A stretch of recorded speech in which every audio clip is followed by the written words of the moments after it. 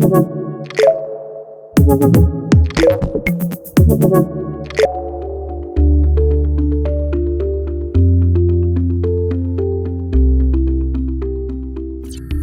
everyone. As we do at the beginning of each quarter, let's take a look at the main conclusions that can be extracted from our digital top-down methodology.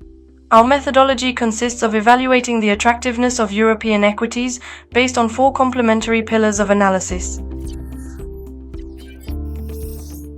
The first pillar focuses on the economic momentum in Europe. Our proprietary indicator remains at a historically high level, suggesting a virtuous inflection in economic growth over the next 12 months.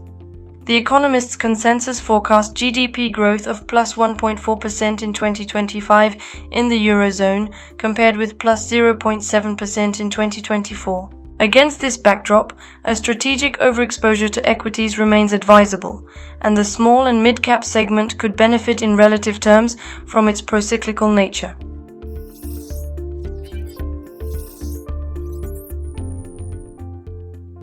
The second pillar relates to the ECB's monetary policy.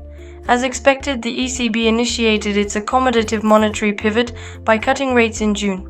The significant fall in inflation expectations suggests that this process will continue over the coming months, and at this stage we are expecting a further 2 rate cuts of 25 basis points before year-end. The third pillar of our analysis deals with valuations. The risk premium on the European equity market is close to the average observed since 2000, while the small and mid-cap segment is around 15% below historical norms. It would not be surprising to see re-rating over the next few months as the ECB cuts interest rates, which would be positive for the indices, especially as the earnings momentum of the analyst consensus has shifted upwards since the end of March.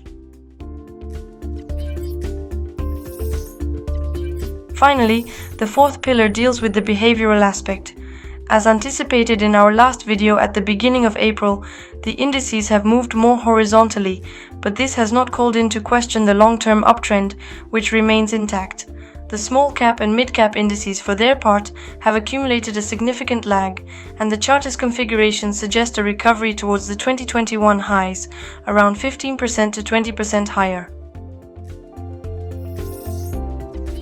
The rise in the stock markets has logically come to greet the sweet spot that we highlighted last autumn. It has fundamentally normalized the blue chip indices.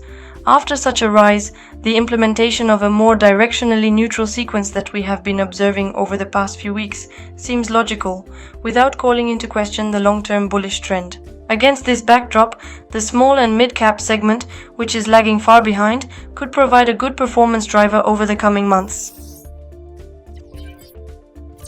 That's all for today, and we look forward to seeing you at the start of the next quarter for another market review with Shaheen Capital.